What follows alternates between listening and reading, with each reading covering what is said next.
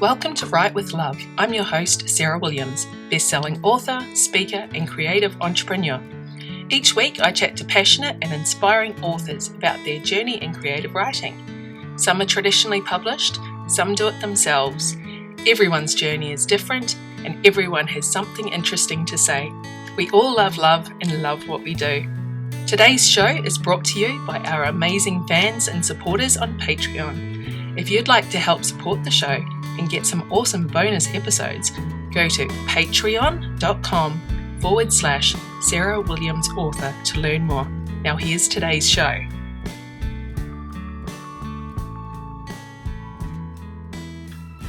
G'day, I'm Sarah Williams. Thanks for joining me for episode 37 of Write with Love. I'm recording this on Friday the 31st of August 2018. Thanks for all my comments and reviews that I received for last week's chat with Bella Andre. I'm so glad you enjoyed it despite all my nervous laughing and fangirling. I know she inspired me as far as running my business, and I'm happy to announce that this past Wednesday I had a BookBub featured deal for the Sky Over Brigadier Station, and I cracked the top 50 paid bestsellers list on Amazon.com.au, and I came really close on the UK site too. So thank you for everyone who took advantage of that deal. And if you didn't, then you should jump online now and order one or all of my novels, because for the month of September, I am donating all my profits to rural aid, because Aussie farmers and graziers are doing it tough in this drought, and I want to help them out. So jump onto your favourite digital retailer and buy it. If you'd like a signed paperback, send me a message through my website or Facebook, and I'll get one out to you. If you live on the Sunshine Coast and would like to meet me in person, I'm presenting a series of workshops called Taming Your Muse. These are hosted by the Sunshine Coast Libraries, and all the details can be found on their event website or on my Facebook page.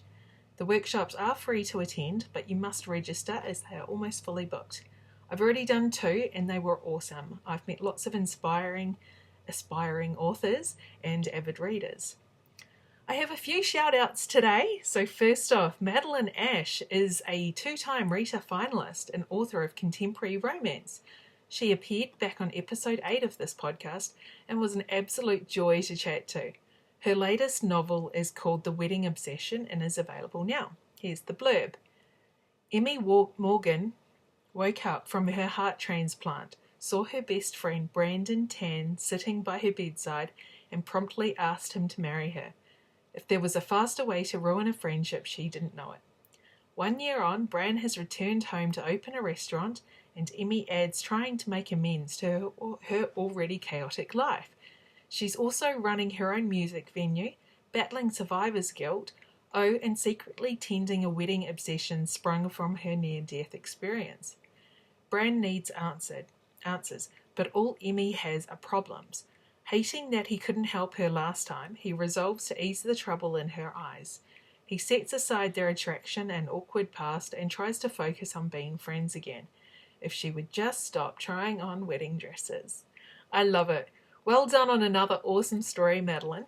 And you can find all the links and more information about Madeline at www.madeleineash.net. Okay, my next shout out. Anne B. Harrison writes about wide-open countryside where cowboys roam free and no 2 days are ever the same. As well as writing American Western romance, Anne also writes Aussie rural romance like me. Her book, Taming the Outback, is a great read and you should definitely put it on your weekend reading list. Here's the blurb. Libby is set on taming the outback as she takes over Quincy Station, but can she tame her rough neighbour Nathan's hardened heart as well? Nathan Miller rattles Libby's nerves more than she cares to admit. He is the one person that stands between her and the family home that has been left to her. So why then does the man stir her up to such an extent? Her body pulses with the need to have him. They do nothing but clash and snap at one another, and he makes no bones about the fact she shouldn't be Quincy Station's new owner, but back in the city where he thinks she belongs. Having had an unpleasant clash with a city girl once before, Nathan does not think Libby has it in her to stick it out. He refuses to give in to his urges, But when Mother Nature brings chaos to Quincy Station and threatens Libby's children, he'll either be proved right in his assumptions or find his barriers taken down by the stubborn woman and her kids. You can learn more about Anne on her website, annbharrison.net. And she will be on the show later in the year because we are doing a box set collaboration with a few of our other friends. Stay tuned for more details than that. Final shout out is to my good buddy Joanne Denon. Joanne and I chatted on episode 13 and had lots of laughs. Joanne's a multi-published, award-winning Australian author.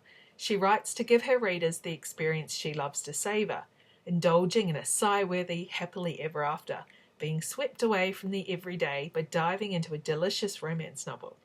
She can be found on Facebook chatting about reading, writing, cooking, vintage-inspired dresses, and all things romantic. And if you head over to her website, www.joannedanon.com, you can get her novel, Bidding on Love, for free when you sign up to her newsletter. It's book number 1 in the Sapphire Bay series and looks awesome. Alright, and if you are an author who would like a shout out, contact me or become a patron at www.patreon.com/Sarah Williams Author. Next week I'm chatting to Aussie Christine Wells. Her latest book is The Juliet Code, and it's a historical novel about a female spy during World War II. It's another great author with another inspiring story I hope you'll enjoy. Today's star is another big name American author. Maisey Yates is a New York Times and USA Today best-selling author. She writes category romances for Mills and Boon and longer romances for Harlequin Mira. She's best known for Cowboy love stories and her Copper Ridge series. And if you want to win a copy of her book, Smooth Talking Cowboy, go to Write With Love Facebook page and comment on the competition post. Good luck! So that's enough of me chatting for now. Thanks for joining me and enjoy this interview with Maisey Yates.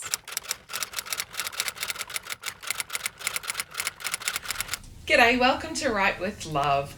I'm here at the lovely Sofitel Wentworth in Sydney for the Romance Writers of Australia conference. And I have a very special guest joining me today. It is the amazing Maisey Yates. Hi. Thank you so much for having me. No worries. I am just so thrilled to have you. I'm a big, big fan. Of course, I write rural romance, which is all cowboys. Mm-hmm. I love them. Of course, you write the American ones. So yes. I've learned so much from reading your books. I do absolutely adore them. Everyone should go out and buy them. So we're going to learn a bit more about you today. So tell us about, being a successful author that you are, how you got to this point. I think like the TLDR version will just be write a lot, keep writing, and write the next book. The detailed answer, so that's, if you don't, can't possibly sit through my long-winded story, was that I started writing kind of seriously for publication after I started reading Harlequin Presents, which is also Mills and Boon Modern or Sexy, depending on where you're at in the world. Yeah. And I really connected with those books as a reader, and I felt like I had found what I loved. And I thought, I'm going to write one of these books. I read like 300 of them in the first year that I discovered them, just old ones that I was picking up at like Goodwill and a book exchange for free, and just reading them back to back to back to back, and I was just obsessed with them. And I saw that Harlequin was running a contest online, and I thought I would try to write a chapter and send it in. Cool. So I did, and it was awful, and I rightfully got a form rejection for that chapter. But while I was waiting for that contest, for the results of that contest, I had started writing another manuscript. Yeah. And at that point, I was about halfway finished with it. And I thought, I'm too far in to quit now. And now I've kind of had my first rejection. Yeah. And it was through a contest which felt somehow more manageable. So I thought, I will just write this book and see what happens. And so I finished writing the book, and I submitted the partial through the slush pile. And I wasn't a member of any writers' organization. I didn't know anyone. Wow. I was really just like a girl out there in rural Oregon in a trailer park who didn't know, and I was 21 at the time. I didn't know anyone or anything. And I just thought, but I just loved the books. Yeah. And so I sent the book in, and I got they used to send you like a physical comp slip in the mail to attach with your chapters to show that it was requested. And so I revised the chapters and sent them back with a slip, and then at that point switched over to email with the editor. And it, over the course of 20 months, because I was in Slush for 7 months. Wow. And honestly, this was just, it was probably 11 years ago when I started submitting. And things move so much faster now, even in the response times from publishers are so much faster now. Yeah. So everything was like a lot slower. And it's, that sounds so funny because it sounds like I'm talking about like the days of yore, but it was literally the mid 2000s. But it was like, it was just different. Everything was still snail mail and all of that. So I did 3 rounds of major revisions, and I ultimately did sell that, the first book that I finished. Not without like quite a lot of rewriting. Yeah. And that was my first sale. And so for a few years I was writing for Present/Lexi/Modern exclusively. And I loved the books. I really enjoyed doing it. But after doing about 25, I was like, I would really like to do something else as well. Because you can only do so much of one thing, I think, before that starts to feel like a grind. Yeah. And something that I didn't want something that I loved to feel like a grind. And so I started thinking about what my longer book would be. And I sat down with a friend who is a fantastic author, Lisa Hendricks, and she asked me the single most important question that anyone has ever asked me in my career. She said, what is your core story? Yeah. Because whatever that is, whatever the ultimate emotional truth that is in all of your books, you can transfer that to anything. So when I wanted to write, this is so funny now, but at the time, it's like nobody did billionaires in single title. Oh, nobody. Wow. This was pre 50 Shades. Contemporary romance was dead. I was literally like just a year early. Wow. And so nobody was buying contemporary in the US. Nobody would have ever taken a billionaire. And I remember, so I was like, I have to come up with something else because I'm writing billionaires for Presents, but there is no market for that anywhere. But if I can figure out what my emotional core story is, that will travel with me to whatever I write. Yeah. And so I knew that there was a market for small town romance. And I'm from a small town. And because of that, it didn't interest me. I thought, that's my life. What I love about Presents is that I can set it in places that I've never been, gorgeous hotels that I will never be able to go to, and there's something escapist about it. And I do have 3 small kids, so I loved the escapism of it. And so I thought, I guess I could write small town, but I just don't know what it would be. And I ran across a picture online of a guy in a cowboy hat with no shirt holding a saddle over his shoulder. And I was like, this is the hero of my book. And I don't quite know what the book is, but this is the guy. Yeah. And so legitimately stumbled into Cowboys. Wow. And I could not sell that book. Wow. Could not sell it. I got all of my rejections after I was a published author who had already hit bestseller lists. And who had sold more than 25 books to a publisher. So all of my rejections came later. Yeah. Trying to expand from category into single title. And I got rejected by everyone, some of them twice, because we submitted to all the senior editors and then they rejected it, and my agent said, could I send it to the lower level editors and see what they think? And so it took us over a year to sell the first book, and the deal was a digital deal because, again, contemporary was dead. Yeah. Nobody wanted to do anything with contemporary, and by the time we were getting to the 3rd book in that series, something was happening with Cowboys a little bit. Yeah. And they said, well, we'll put the 3rd book in print. And I was like, fantastic. To this day, only the 3rd book in that series is in print. None of the others, just the 3rd one. And people ask about that all the time. And then I had the opportunity, honestly, this is why my story boils down to write a lot of books and say yes to a lot of things. Yeah. Say yes to a lot of things that don't pan out, and don't count failures as a loss. Yeah. Because also during that time, I wrote for a couple of Harlequin lines that don't exist anymore. Yeah. I did some experimental series that didn't go anywhere. But what happened was I built up a reputation as being someone who's very professional and who met their deadlines. Yeah. And an opportunity came around for me to participate in an anthology that Lori Foster used to do every year for charity. Right. And so it was no money or anything like that. It was just for a really good cause, for an animal shelter. And I was like, that sounds great. I would love to participate in that. Because they basically said, we have like a week. They had to replace someone who dropped out of the anthology. Right. And another writer who wrote for Harlequin said, Maisey's really fast. She's done a couple of cowboy books. Maybe she could get something together really quickly. And I said, absolutely. And so I wrote a novella in 5 days. Wow. And sent it in. And the editor who read it was at HQN, which is Harlequin's.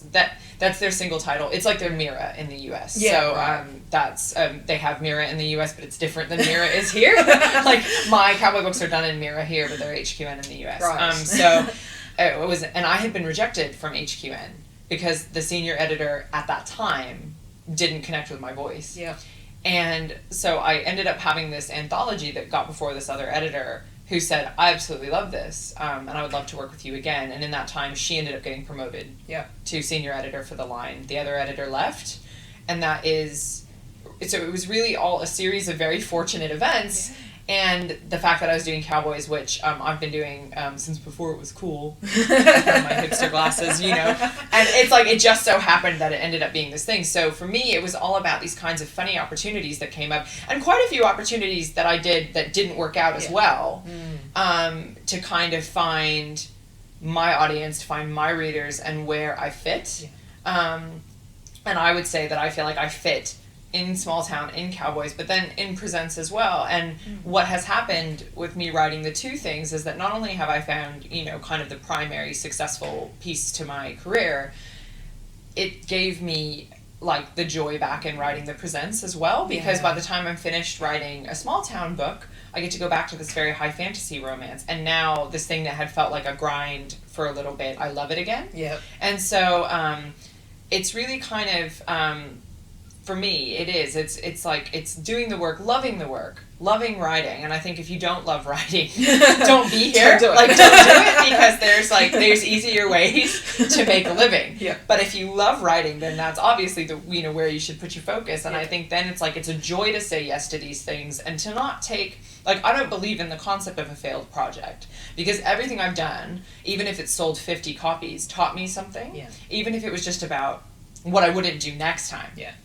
I mean, I have had things that have sold 50 copies. Like, really, I've had some interesting, like, educational moments where you're like, oh, that's a few copies you can sell. Okay, well, now we've learned something. So, but it's like, you kind of, that's how you find your feet, is through not just success, but failure as well.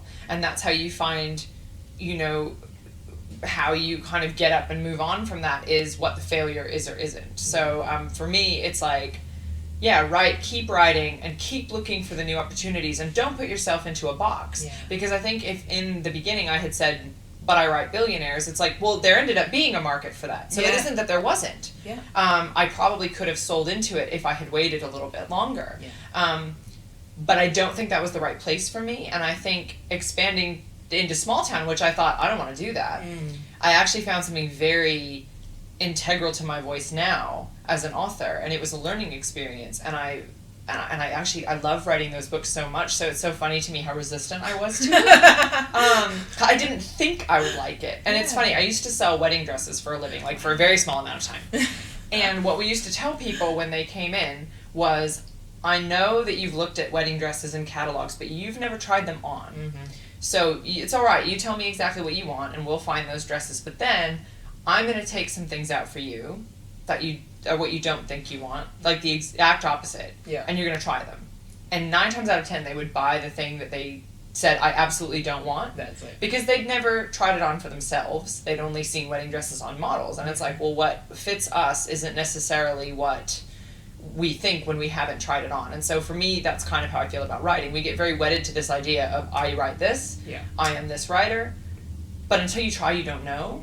And actually, it can be the best thing for you as an author to kind of stretch yourself. I mean, I've written, Presents Billionaires. I've done Cosmo Red Hots for Harlequin, which was a hotter kind of line. It was really fun. And I did a series, Fifth Avenue, which was like darker and grittier. And I did a biker series with some friends. And it's like, I've done a lot of different things. And like through that have found a lot of different things that I love and enjoy. And, it's kind of a very validating thing to be like, well, I'm a writer, I'm a romance writer, so I think I can find the love story anywhere, and I can find kind of my story in that anywhere. And like I said, through that, I think have built up a really good reputation within the industry, which has given me a lot of opportunities. So that is my extremely long-winded story about like how I am where I am and how I continue to be where I am. And it's like, we're writers, so at the end of the day, it's not an online platform, it's not algorithms or anything like that, it's the stories, because that's what our readers are here for. It's, so for me, that's it. It's like, it's just write the next book. It doesn't matter if something over here was a crashing failure. It's like, you just have to write the next book, and you have to keep moving forward and keep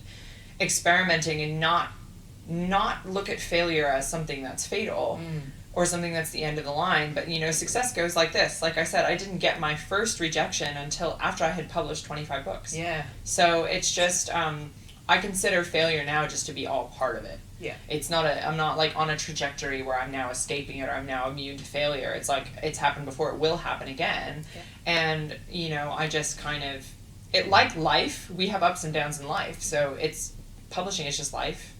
A writing career is just life. So it's going to be great and it's going to be bad, and it's not going to be one thing forever. And if there's one thing you can count on, it's change. So it's like having that core belief in the fact that you're a writer and you will find where you fit in the market, whatever it's doing. Like, you can do it. You have control over that. You know your core emotional story, and you know that you can tell it whether you're writing billionaires, vampires, cowboys, or dukes, then I think that gets you a long way. That's fantastic. I'd love to see what you're going to do next. I'd love to see a vampire in the outback or something. That is great.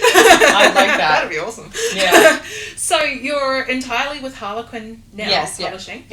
And so you are still writing your categories, then you've got your single title, the longer ones, and you've got your novellas. So do you plan a year in advance what you're going to publish or put out? Or? I am contracted several years ahead.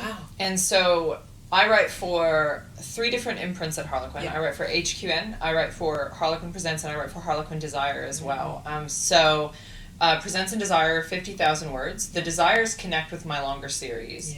And I do novellas as well. We kind of go back and forth on novellas and Desire. The great thing about Desire is they get to come out in print on their own. And my readership is primarily print. And so when novellas come out, because of the length, they're only digital. They tend to put them in the back of my longer books as bonus content, but then people who like print have to wait quite a few months to get them. And so it's something that we kind of go back and forth with.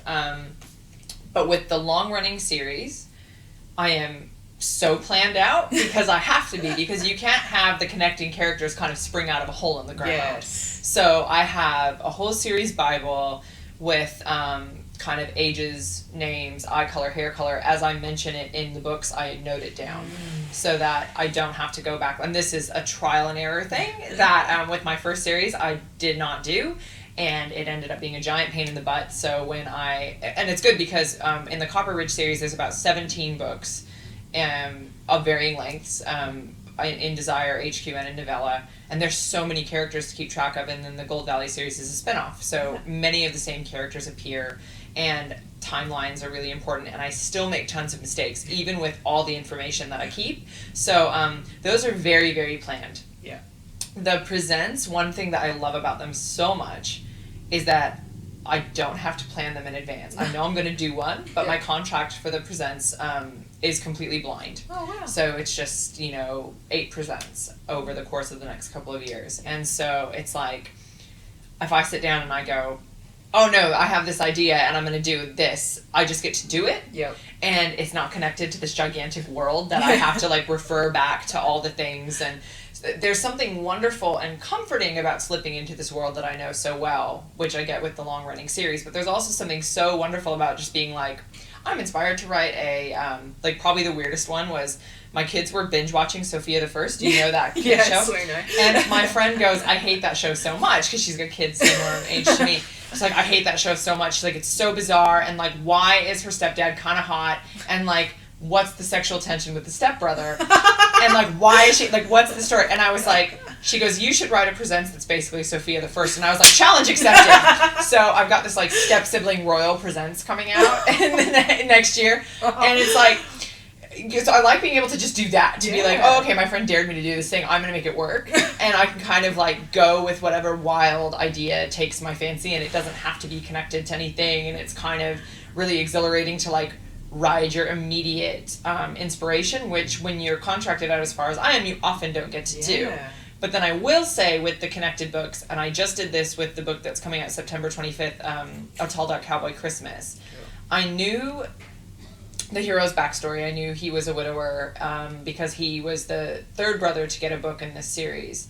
And he's the last one in this quartet that's coming out in 2018.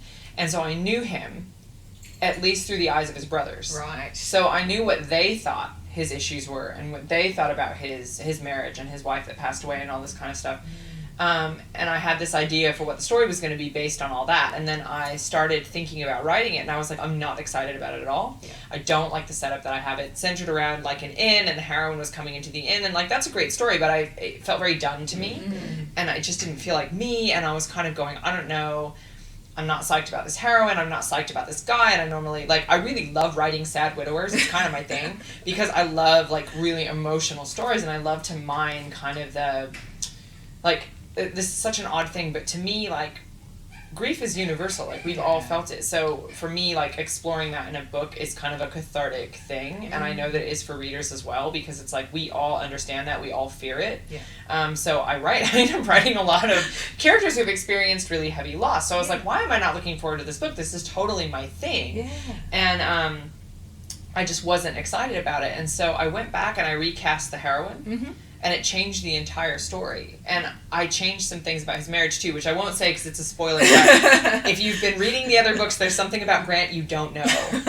And I think you're going to like it. And it was a suggestion that a friend of mine had. Because, again, she was like, we only know what his brothers think about him. We don't actually know about him. And I was like, that gives me a lot to work with. Because who he actually is and what he's actually been through is not necessarily what everybody saw externally, because we know that it's true in our own lives. Like, everybody doesn't know everything about us. So changing this thing about my hero that I didn't really see coming, and I recast it. I was like, instead of this, like, kind of very together woman who'd been caretaking her mother and who now is opening a bed and breakfast, I ended up with this, like, completely feral runaway who he discovers sleeping in a cabin on his property because she's homeless and she has nothing. And so they hire her to work on the ranch, and that's kind of how he ends up meeting this heroine. And she's completely different to the heroine I was going to write, and she's just kind of, like, snarky and sharp and very wounded. But I was like, that's what he needs, is, like, this super tough girl, and she can handle all of his stuff. Because he's got a heavy weight. And so I plan things, and then sometimes at the last minute I panic and go, what can I feasibly change despite what I've already said about this character in 10 other books? Because I don't like the story idea that I have, and I don't want to do it. So, and then the one that I'm currently writing was another one that was a surprise to me, and I think this one's called Lone Wolf Cowboy. When I don't have covers or anything, it's harder for me to remember the titles. We do come up with the titles really far in advance. And then I usually get covers before I'm done with the last two. And so then I try to work the covers they give me into the book. And, like, with the clothes and stuff, because that's really nice. So the first two never match as well as the last two, where I can, like, work off the covers, which is fantastic. But the one I'm working on now, Lone Wolf Cowboy, which will be out in 2019, I didn't know who his heroine was going to be. He had been in a bunch of books, but I didn't have a heroine for him. And I had readers ask me quite a lot about the heroine in Smooth Talking Cowboy, which was out earlier this year in February. She has a twin who is not in the book at all because she's a drug addict and no one has spoken to her in years. And I thought, no one will want to read a book about a woman who is a drug addict. And I had so many people ask me about her. And I didn't consider for a minute that she would be a heroine. But I had so many readers say Vanessa's book is the one I'm looking forward to the most. And so because of my readers, Vanessa's getting a book. And that has happened now twice with the Cowboy books. I had a bartender named Ace, and I was like, I am not going to write his book. It's not a hero name. His name is Ace. And I just thought, he's just a background character. And so many people were like, the book I'm looking forward to most is Ace's. And I was like, well, Ace isn't going to get a book. And so then Ace had to get a book, which is One Night Charmer. And people love that book because it's a character they were invested in. So if you are one of my readers and you like a background character, harass me about it, because inevitably I'll end up going, now I'm not going to write that book. Well, wait a minute, how do I write that book? Because I thought, because usually if there's people hanging around in the background, I know what I'm going to do with them. I know who I'm going to pair them up with. I know that they're going to be a hero or heroine, but every so often, people really surprise me. And actually, the heroine in Down Home Cowboy, Allison, was a battered wife, and she first appeared in the very first book in my Copper Ridge series, and she was still married, and she was being abused by her husband. And I did not want to write her book because I did not want to write that story. Like, that to me was too heavy. I didn't want to get into it. I thought, I'm not going to be able to do it justice. I'm not going to be able to write this woman's story. And so many people were like, but when is Allison going to have her happy ending? And so the great thing about doing the long-running series was it gave that heroine a space of years to kind of heal before I could, and then I got to write her book. And when the hero appeared, I was like, I knew he was the one to go with her. Yeah. I was like, when the right man appeared, it was like I could give her the book. So so I do a lot of planning, and then my plans change. Yeah. And it's characters driving the story. It's totally characters and readers who give me this thought, and they make me think about it. It's like, it forces me to think about, well, what is their real story? And I think that is what it comes down to, is we all think we know this character because we've seen her through the eyes of other people. Yeah. And it's the same with the heroine I'm writing right now, Vanessa, who has had addiction issues in the past. And it's like, everybody thinks they know why she's done certain things, but nobody really knows, what she's been through. Because, of course, she's the kind of person that's covering up her pain with other things. And it's like... So it's actually been really rewarding to get in there and say, well, I think she can be a heroine, and I think she does deserve love, because I think everybody deserves love. And so to take a heroine who has a more challenging kind of past and say, I think that she deserves this too, is really, it's a great thing. And I'm so, it's just great to have readers who are that invested in everything and who kind of make me think about things and challenge me as a writer to do things that I'm not naturally drawn to. And to make me go, no, wait a minute, like, I'm going to stretch myself and I'm going to do this thing and I'm going to work really hard to give that character the story that she deserves and not shy away from it because I think it's hard, because there's an interest there from the readers and I want to give them the stories that they want, because ultimately, I write books to please myself, but I also write books to please my readers because they're the reason that I get to do it. So what they want really does matter to me, and ask me about characters. That's awesome. I feel like these are real people now. They're awesome. That's how they feel to me too, especially with the long-running series. You live with them for so long, and you live with this setting and like the kind of mentions of all these people for so many years that you just kind of... I have a hero who has a teenage son, and his name is Dallas Dodge, and I'm like, there's no way he's not going to be a hero, so they really need to be letting me write Cowboy still in like 10 years so that I can write Dallas's book, because now he's Dallas Dodge. He's got to have a book. Got to. Yeah. So we were talking, you've got the Copper Ridge. Yes. So that was the first kind of big series that you were writing. And then you did the spin-off, which was Gold Valley. Yes. So I love the way you've done that. That's cool. So how many books have you got in each of those series so far? So it is, it's like 17, 18 in the Copper Ridge series. I could be off by a couple. It may be closer to 20 with the Desires as well. So that goes across HQN and Harlequin Desire, and then there are some novellas as well. And I do think everything is available in print. Some of them are just in like 2-in-1 kind of things. Yeah. And then, spun it off into the Gold Valley series, which is a neighboring town, and is currently contracted for... about 9 books. Wow. And then, 12. But maybe like 15 actually, because there are novellas and there are Desires as well. So that's where we're at with it right now. It'll probably go a few books longer. It's like, the reason we did a spinoff is I think for readers it's so intimidating to come in to a series that's really long. And what I try to do as a writer is, first of all, every romance is a standalone romance. All of them have a happy ending, so like I feel like people can totally skip around. But if you want to build that anticipation for a particular couple, I kind of begin and end those arcs within a trilogy or quartet that comes out in a year, because I don't want to draw it out over like 12 books, and then it's just a disappointment, you know? And so one reason that I do that is I feel like then we keep... Within the big town, you've got these kinds of trilogies and quartets of families that are very tightly connected, so that you don't have to kind of start at book 1 if you're more interested in book, 4, which was the beginning of a new trilogy. And so it's kind of to try to make it manageable within the broader world of the different series. And then spinning off into Gold Valley was kind of part of that as well, where it was like, we've got all these characters that I still want to write books for, and they were kind of... based in this winery that was between the two towns, so it was really easy to kind of move them over to this other series and still give everyone their stories. So some of the characters have been around since the Copper Ridge series, so people who have read the other series will know who they are. But if you're coming in at Gold Valley, it's totally fresh. And I don't think you'll feel lost. I try really hard to make sure that people don't feel lost wherever they come in. Yeah. But I know that it's super intimidating, and some people really feel like they have to start at book 1. Yeah. So it's like, well, now we have this other town and it's book 1. So it's not as insane, and doesn't kind of have that much of a demand on the reader. But it was. But I wanted to make it a spinoff because I had all these people that I was like, I have to write their story. Yeah.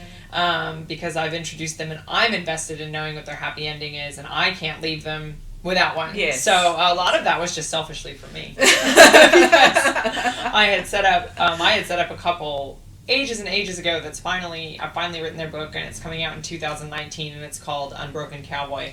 And the hero Dane and the heroine Beatrix have been in all these books like since the Copper Ridge series, and I was like, I'm going to build to their book. And then, we decided to do a series switch, and I was like, okay, I have to move them a little further in because of the way that I was setting it up with the family.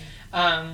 But I was like, but it'll get done. So, they'll have their happy ending. Gosh darn it. So, that's also really important to me, that I'm not leaving readers hanging. Yeah. I mean, I say it's about readers, it's actually about me. But we pretend that it's because I'm so nice, I don't want to leave you hanging. I really don't want to leave me hanging. I have to write the book, so, yeah. Anyway. Well, we should talk about heat level. So, yes. You've got sex, okay. Absolutely. Cool. So whether it is in the Presents or the Cowboy books, there is sex, because I'm a super nosy reader. Yeah. So I actually really want to know everything about the romance, and that includes the sex. Yeah. And for me, as a reader, when sex is done well, it's an integral part of the story like any other scene. If you don't read the love scene, you're not going to understand what changed in the relationship in the following scene and why. So for me as a writer, that's true as well. If there's going to be a love scene, it needs to progress the emotion, or it needs to break something. I think when your characters are not ready for sex, and they have it, and it just kind of blows everything apart. And I think that, so for me, it's always building something or breaking something. Yeah. It's always advancing the relationship slightly or causing a retreat. And so for me, there's super important scenes. It's very important to me the hero get naked at some point in the book, because I'm here for that. I'm like, it's my reward for dealing with his bull crap for the entire book, is that then I get to get his clothes off of him, and he's always really hot, even if he's a giant pain in the butt, which is frankly the heroine's reward as well. Yes. So yeah, for me as a reader, as a writer, those scenes are super important, and you've been warned. There's going to be at least 3 love scenes in there. It's a happening thing. It's true in the Presents as well. Yeah. The language that I use between the 2 books is a little bit different, because with Cowboys, you've got kind of an earthy quality about them, and I think that's well suited to that kind of environment in that series, and it feels organic to it. And with the Presents, it's kind of high fantasy language, but they're doing all the same things. Yes. So, And then you've got your billionaires as well. Yeah, so you're still writing billionaires. Yes, absolutely. Excellent. I'm still writing the Presents for Harlequin, and will be. I've just signed another contract to do 8 more. I am that is my first love. It's my first home at Harlequin and in publishing in general. And for me, there are stories you can tell there that you cannot tell anywhere else. Yeah. I give you the Sophia the First Royal Step Siblings idea. It's just fun. Yeah. And there is also an intensity of emotion to the Presents that is so much fun to do, and you get to do such a powerful hit in such a small book. Yeah. And I always say Presents is only the hard parts. Because it does not take me 2 times as long to write the longer books. Yeah, right. Because the Presents and the Desires have to have everything that the longer books have, in terms of emotion and in terms of the romance. So the longer books have more characters, and you can show them connecting to their world in a slightly broader way. You can show them dealing with their conflict, not just with the hero or heroine, but with a friend and with a family member, and you can kind of take more time to unpack their issues. But in the Presents, they have to have all those issues. Yeah. They just have to solve it in a shorter time frame, and you have to keep the scenes, very focused. And they're very internally focused books, so it's all the internal conflict, all of the kind of emotion, with no other vehicle to help you get there. Yeah. So yeah, that to me is like, they're not easier books to write by any stretch of the imagination. Sometimes I'd say they're harder, because it's with the cowboy books. I can write more words in a day sometimes, because I'm sitting there writing this one scene that gets to go on longer and can have more people involved in it, and there's kind of a richer cast of characters to help you help your characters change. Yeah. Whereas with the presents, it's a lot of them kind of dealing with each other, and you need to have enough conflict that they can literally be dealing with each other constantly and not just work it out in a conversation. And also a lot of kind of internal monologuing that you have to keep interesting. So it's like, it's a challenge, but it's very fun, and it gives me as an author that variety that I love. So and then it's, a lot of my readers only read one or the other. Some of them read both, which is fantastic. But I totally understand also that like one might be your jam and the other one might not be, and so that also allows me to keep both of the readerships that I've built as well, because I care very deeply about both of them, and about and certainly the Presents has more of an international reach because of the fact that cowboys do not often translate into every market. No, that's true. That's true. But they're very American, and I would say Australian. Because that has been a more successful market for me overseas. Australia has been. Because it's difficult to get enthusiasm about cowboys in Europe. So, it's like the billionaires definitely translate a little bit better. So yeah, it's like, it's all about serving all the readers that I have, and then keeping things fresh for me. So, definitely I have been doing some research lately, and cowboys are like number one for America. Oh yeah, absolutely. They're huge. You were on the top 20, I think I was reading, Nelson Bookscan, of authors, and 90% were cowboy stories. It's true. It's like absolutely true. And so you just, it's right now, it's a great place to be in North America, and and markets change, because like you said, it's about, it is like comedic levels of the amounts of cowboys on shelves right now. It was not that way when I started, because like I said, doing it before was cool. My hipster glasses there. But it's been a fantastic place to be. We have such an enthusiastic readership, and everybody's kind of really interested in it, and it's really wonderful. And there's like so many great books with so many different like interpretations of what that story is. Some have a little bit of suspense, and mine are more like a small town western kind of thing, where there's the community and the ranch, and some are very like dusty westerns, and they're set in Texas, and mine are set in Oregon, so they're kind of a mountainous, like green kind of setting. So there's a lot of variety within it for sure.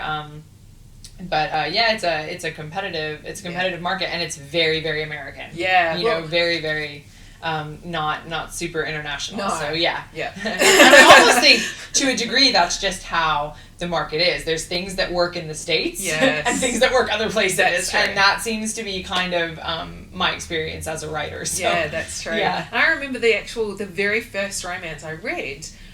It was a cowboy, but it was a historical cowboy. Oh, it was pioneer of the real true westerns. But I loved it. It was Janet Daly, who I know is still writing. Still writing. And that was, how old am I? Like, that was a long time ago.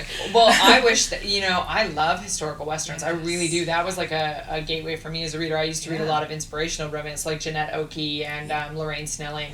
And they did like these big, like western kinds of series, and I think those work well still in the inspirational market, but in the like the broader market, historical westerns don't have a ton of traction, which bums me out as a reader, because I love them. And so it's like, for me, actually I love historical romance in general as a reader. Like, I love it. It's like my catnip. So for me, I'm always looking for ways to bring the emotional intensity that you get, particularly kind of from the societal element in historical, and figure out how, without the societal element, you create these barriers in a contemporary, and how I can bring that to a contemporary, because my books are different. They are billionaires and cowboys, but what I try to do across all of it is kind of have this same level of emotional intensity, because I like a high conflict romance. I like a high tension romance. I like there to be big barriers in between. And so when you don't have society almost as a character to keep your characters apart, you have to do a lot of internal conflict. It's been observed, many times by my readers that my characters all have like, kind of a traumatic past. And it's like, well, they have to have something to keep them from being fully actualized in the beginning of the book, because we all know how romance novels are going to end. Yeah. So we need the readers to invest in the journey, because they're not going to keep reading to find out how it ends. Yeah. They already know. Yeah. So for me as a reader, what keeps me turning pages is lots of tension, whether it's sexual tension or emotional tension. Ideally, it's both. And kind of that sense of this is impossible. How are they going to get together? So for me, and I find a lot of that in historical. They tend to be very high stakes, very high conflict, and so I'm always asking myself, like, how do I take that and put it in a contemporary setting where, it's not, society is not going to keep them from having sex. You know? That's right. And that's another thing I love about historicals is, like, sex is a really big deal because it costs the heroine quite a bit. Mm-hmm. And so I'm always like, how do you take that and make that an emotional component? Because again, for me, I want everything to have like a weight and to be really intense, and I want the sex to be like really, really important if it's going to be there, and I want people to wonder, like, well, how can they possibly, you know, because she's his best friend's younger sister, and like I have one Wild Ride Cowboy where he essentially ends up as the caretaker of her ranch when her older brother dies, and they were in the military together, and so he's kind of taking care of her, and she's a bit younger than him, and you know, it's like he's got all this guilt and like this sense of, and so the real barrier is him. I mean, she's kind of up for whatever, but like his sense of honor and all that, you know, creates that barrier. Yeah. And so I'm always kind of looking for that, and like I said, I love it as a reader, which I wish there was more. I wish there were more historical cowboys. Well, I'm just kind of wondering with Outlander. Did you watch Outlander? I have not watched it, and the only reason that I haven't is because I have heard all the things that poor couple gets put through, and I'm like, I will watch GIFs of that man's body all day, because he is a whole thing, but I'm like, I don't think I can do that to myself. Like, until I know how it ends, I don't think I could ever get into it, because, like, I get too invested. I had to quit Downton Abbey because I was like, it has to stop. Like, I just can't. So, I need my happy endings guaranteed. That's true. So, somebody can tell me how it ends when it ends. When and it's then, done. you know, when it's done. I mean, I'm reading a mystery series right now, Lady Sherlock series by Sherry Thomas, which is fantastic, but they're mysteries, they're not romances, but I got sucked into them, and I'm like, if those characters don't end up together, I am going to have a riot of one outside my house that no one will care about but me, because like I'm so invested in it, and I've walked myself into not a romance series, and I don't know what's going to happen. That's so it. yeah. Well, I'm just wondering with Outlander, like I wasn't reading Scottish, you know, historical at all. Now I devour it. Yeah. And now we're just going into, I think, season 4, which is bringing it into America, and it's in the what are we doing, about like late 1700s, early 18s, so it's kind of pioneering times. I'm like, could happen. It could happen. I hope it does. I feel like every now and then maybe it like you should write one just in case. I would love to, because what I really want to do that I haven't figured out yet is I did it. I have a novella called Mail Order Cowboy. Yeah. And that was like my nod to a mail order bride, but she's really kind of a mail order nanny. Yeah. It was like, I was like, I'm going to do Sarah Plain and Tall, but with sex, and it's a contemporary, so that'll be fun. Where the hero basically, like, a one night stand of his drops the baby off on his doorstep. Wow. And is like, so this is your kid, I don't want it, I'm out. And so he is like, he has no idea what to do. He's just like this man-ho who's never done a serious thing in his life, and he suddenly has a baby, and he's a good guy, so he wants to do the right thing. Yeah. And he basically ends up hiring the heroine like through email to come be his nanny, and they end up falling in love. And so I was like, I kind of wanted to do, so I'm like, I've got to figure out how to do like a mail order bride, because that is like my dream to make work. And because in Presents we get to do Marriage of Convenience all the time, and I love that so much, but it's so much harder to do in that more like grounded kind of real world contemporary.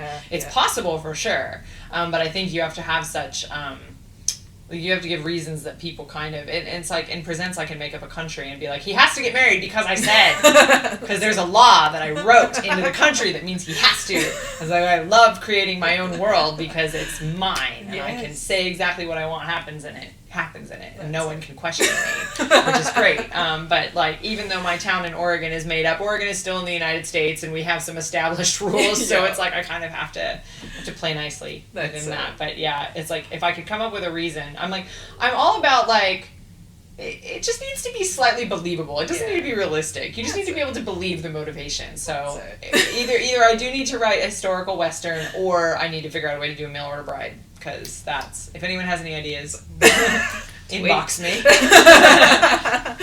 Oh, it's fantastic. So you've got lots of books coming out. Yes. It's like, it seems like every month you've got a book coming out. Basically, in 2019, I almost do. I think I have 11 books out with Harlequin in 2019. Wow. And there will be some reissues as well. So I'm basically on the shelf constantly the entire year. And you're saying some of these are in print, but they're always digital? They're always digital, yes. So they'll always be available in digital across any platform. They're available in print. In the UK, for the first time, the Cowboy books will actually be available in print starting February 2019. So we are starting with the first book in the Gold Valley series, and that's really exciting because I know Western romance is like not a thing in the UK, and so we'll see how that goes. I hope. Well, I have a lot of readers in the UK, and a lot of them have expressed interest in wanting to read the Cowboy books because they've read me in Presents, and so I'm really excited that they have some interest in that, and that they're willing to kind of experiment with it. So that's great. It broadens the availability. For me, it's like I want my readers to have the option to have everything, because a lot of people do prefer print, and I know Book Depository is great.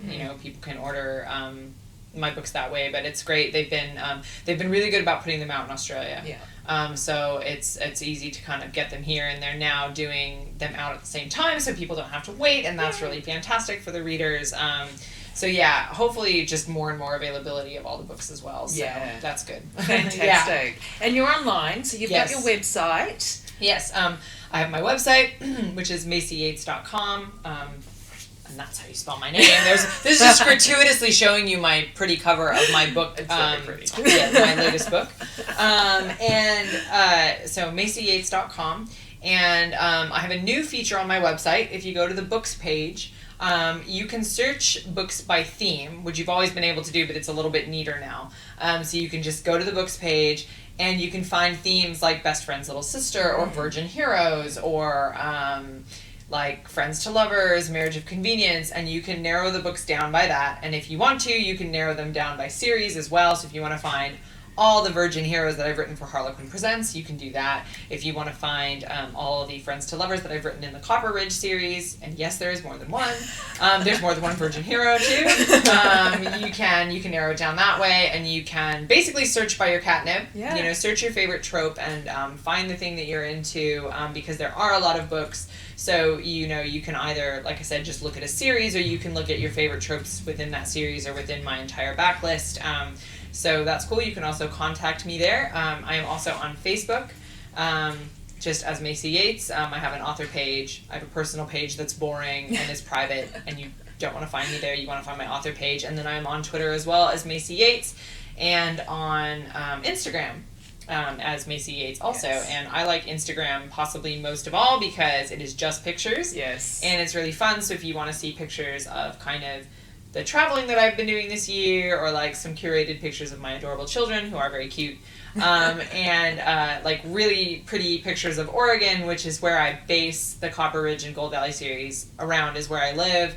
So you can get a really great sense of the kind of the scenes in the books, I think, by following me on Instagram. And then I am actually on Pinterest as well, with like an open page under my name, and you can see all of my inspiration stuff there. And you can even follow me on Spotify if you want to see what I'm listening to while I write my books. And if you follow me all those places, that's a very heavy commitment to all things me, and like I don't even think I want to follow myself on that many things, but but you can if you're nosy. I'm literally everywhere, and everything's kind of open. So yeah, that's it. And we should give a nod to your husband, because I think it's amazing, because you have 3 children. Yes. And you write so many books. Yes. He is an awesome dude, and I always say, because he did not know he married a writer. Yeah. We were in a much more traditional setup in the beginning. I was a stay-at-home mom, and he was kind of running his own business doing landscape, which he did not love. Yeah. So when things started to kind of take off in my career, he ended up staying home with the kids, and it's actually it's so good because he is more patient than I am, which is fantastic. We have a son who has autism, and he is like almost as big as I am now, so that's like it's really great to have him kind of around to help with that. I mean, he's a great kid. He's a sweet kid. He sometimes wants to take off the other direction, and I used to be able to stop him, and now I can't always. So it's like, well, so my kids are 12, 10, and 8 now. My daughter is as old as my career. I was 9 months pregnant when I sold to Harlequin. Wow. I had her 3 weeks after I got the call. So that is. Yeah, so Yeah. I mean, he's awesome and he's supportive, and that is something that I think cannot be overlooked, because when you work at home, there are no boundaries unless your family members respect them. Yeah. And you can say all that you want, but I know that doesn't always happen. You can try to lay down boundaries, but unless people respect them, it doesn't work. And so he has always been incredibly supportive, incredibly respectful, even before it was making any money. And that, back then I was kind of squeezing writing around his work schedule, and now I get to have kind of a normal work schedule, really. So, and that's, a testament to the support he gave me early on, because if it wasn't for that, we wouldn't be here. Yeah. He's the ultimate. He is. He's a fantastic guy. And I bet he's gorgeous looking as well. He's probably your inspiration. He is. Follow me on Instagram and you'll see. There we go. He is actually an incredibly handsome man. And I'm not just saying that. Follow me on Instagram and you'll see. Oh my God, we are so all going to be Yeah, definitely. He's going to have his own fan page in a minute. I took him to RT this year for the first time, and I said to him, people are going to think you're a cover model, and I'm not just being nice to you. We've been married for 13 years. I'm like, I'm not just being nice to you. People are going to think you're a cover model. We were there for 5 minutes. I'm not exaggerating. We walked in and a woman came up and put her hand on him and was like, are you one of the cover models? And I was like, no. Is my husband handsome? Yeah. So yes, he has that look about him. So that's he's awesome. tall, dark, and handsome. Oh my God. Yeah. We're all going to be over that now. We're all going to be swooning over Maisey Yates' husband. Yes. Oh my gosh. All right. Well, thank you so much. I so appreciate your time. I know you've got a big weekend at conference, and before you fly off or jet set to your next destination. Jet set home, thankfully. I'm ready to be home. So, yeah. That hot husband. Yeah. Excellent. Well, thank you so much. Yeah, absolutely. Go and check out the Facebook page, the Instagram all the pages. page, the website. Thank you so much. I really do appreciate your time. It was great. Yes, thank you for having me. Thank you for watching. Great. Thanks for joining me today. I hope you enjoyed the show. Jump onto my website, sarahwilliamsauthor.com, and join my mailing list to receive a free preview of my books and lots of other inspiration. If you like the show and want it to continue, you can become a sponsor for just a couple of dollars a month. Go to patreon.com/sarahwilliamsauthor. And remember to follow me on Facebook, Twitter, and Instagram. And don't forget to subscribe to my YouTube channel and leave a review of the podcast. I'll be back next week with another loved up episode. Bye!